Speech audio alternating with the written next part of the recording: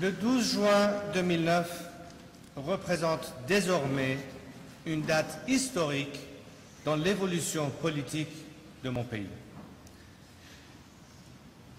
À la suite de manipulations et fraudes flagrantes, ultimement approuvées au plus haut niveau de ce régime théocratique, le monde entier a découvert le vrai visage totalitaire de ce régime. Et surtout, la force du mouvement de révolte qui a parcouru les villes iraniennes, enflammé la jeunesse et mis à mal le régime islamique. Ce régime massacre, prend, emprisonne et torture depuis 3 décennies en toute impunité. La population, notamment la jeunesse et surtout les femmes, est excédée de se voir maintenue sous tutelle par une théocratie archaïque. Le régime a été enfin pris en flagrant délit. La brutalité de sa répression est maintenant connue de tous. Ce qui a fait l'admiration du monde entier, c'est le courage, la résistance du peuple iranien, qui a affronté les forces de la répression pendant des jours sans rompre et au prix d'un nombre de victimes sous-évalué, faute d'informations complètes et fiables. Le régime peut bien réprimer, menacer. Pour lui, c'est le début de la fin. Je voudrais m'adresser ce soir en premier lieu à mes chers et braves compatriotes en Iran, pour leur dire que votre voix a été entendue.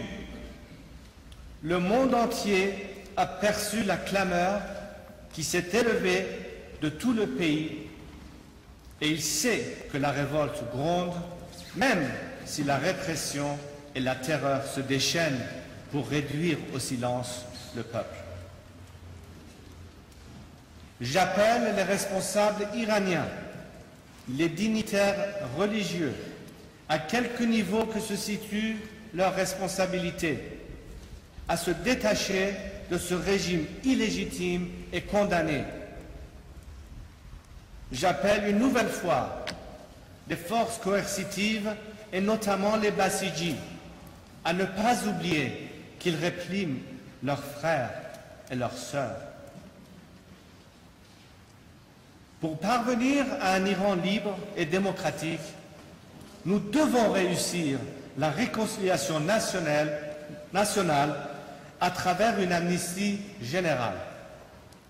Nous ne voulons ni de vengeance, ni de règlement de compte, ni de tribunaux révolutionnaires. Dans cet Iran pour lequel nous nous battons, chacun aura sa place. Nous pourrons enfin vivre dans un état de droit, en égalité, en dignité, où l'expression de toute pensée, de toute idéologie et de toute croyance sera garantie.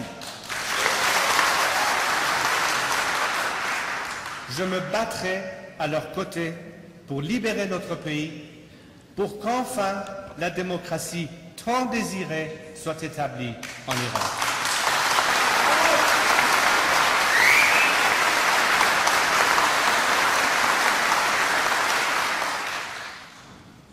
Je m'adresse en deuxième lieu à la diaspora iranienne, réfugiée en Amérique, en Europe et ailleurs, qui vivent dans l'angoisse ces jours exaltants et terribles, craignant pour leurs compatriotes. Je veux leur dire que le moment est venu d'affirmer votre solidarité active avec ceux qui, à l'intérieur du pays, dans la rue ou dans la clandestinité, entreprennent au risque de leur vie de résister à l'oppression et à la terreur. Pour exprimer cette solidarité et pour qu'elle soit efficace, notre unité est impérative.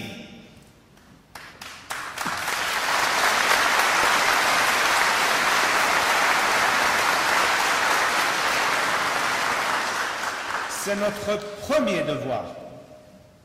L'Iran a besoin de toutes ses forces vives et vous en faites partie.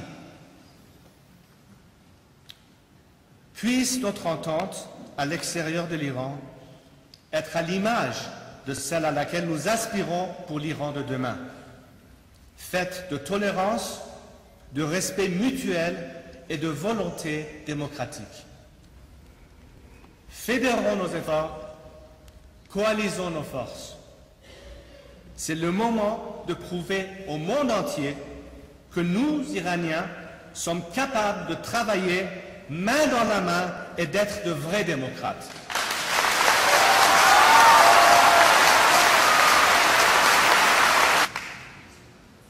Je m'adresse enfin, avec force et conviction, au peuple des pays démocratiques et à leurs dirigeants. Ne revisez pas la main tendue par mes compatriotes. Chers amis, nous avons besoin de vous. Pas seulement de votre sympathie et de votre compassion. Ce dont nous avons besoin, c'est de votre aide et de votre soutien. Vous et nous savons qu'aucun régime totalitaire ne peut être renversé sans le soutien des pays démocratiques. Notre tâche sera plus facile si les sanctions internationales, à la fois politiques, diplomatiques et économiques, continuent à faire pression sur le régime. En outre, l'ouverture d'un dialogue au-delà du régime avec les forces démocratiques et leurs représentants sera un facteur clé pour aboutir à notre idéal, la liberté. C'est en Iran que se joue aujourd'hui le destin de l'Irak, de l'Afghanistan, de la paix au Proche et au Moyen-Orient. C'est en Iran que se joue principalement le destin de l'idéologie islamiste et antidémocratique qui s'étend à travers le monde. Depuis des années, sachant que la négociation avec cette théocratie sur la crise nucléaire a peu de chances d'aboutir et que la guerre serait une faute grave, j'ai proposé une troisième voie, légitime et moins coûteuse, celle du soutien au peuple iranien dans sa lutte pour la liberté et la démocratie. Aujourd'hui, mes compatriotes se sont massivement exprimés. Comment des nations se réclamant des valeurs des Lumières pourraient refuser cette main tendue par mes compatriotes? Soutenir le peuple iranien assoiffé de valeurs démocratiques, c'est dans notre intérêt commun, c'est la seule bonne solution.